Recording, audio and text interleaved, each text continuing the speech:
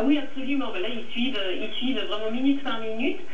Alors, le débat, enfin, les deux avis contradictoires qui ont été donnés ont un peu divisé la population entre ceux qui, effectivement, le considèrent comme un fou et voudraient qu'il soit traité comme tel, et ceux qui, au contraire, et finalement, j'ai l'impression que c'est la majorité, souhaitent qu'il soit traité comme quelqu'un de parfaitement sain d'esprit et qu'il soit jugé pour ses actes.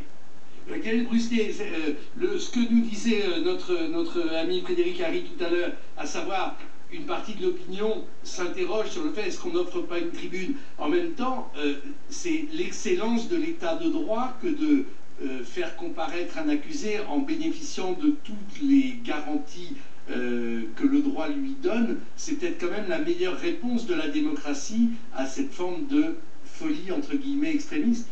Tout individu a droit à un jugement équitable et la moindre des choses.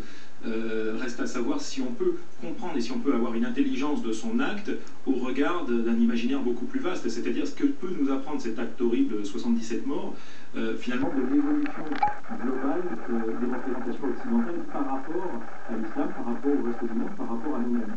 C'est en ce sens qu'il peut y avoir des leçons politiques. Les leçons politiques sur le lien de Breivik avec le parti, etc., sont très relatives.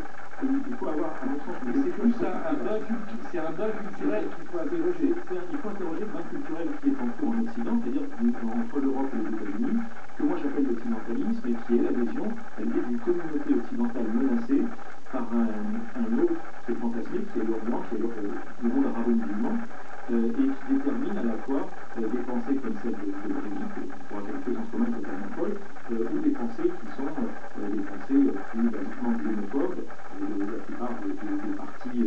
Mais Christopher avait raison d'insister sur le fait qu'il serait injuste, même si idéologiquement c'est tentant et rationnellement ce sont juste, de jeter l'opprobre sur tous les discours xénophobes en disant qu'ils amènent nécessairement à ce type d'acte-là. Non, il n'y a pas forcément C'est une bonne culture qui permet à ce type de pathologie de révéler une culture commune dans le monde occidental, plus que cette culture n'a créé cet acte.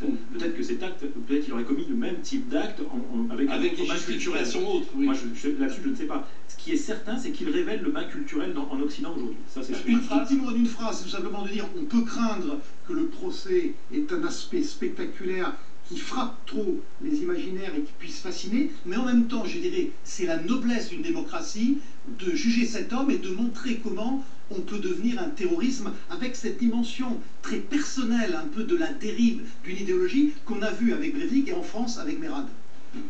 Messieurs, madame, merci. Le rappel des titres dans un instant.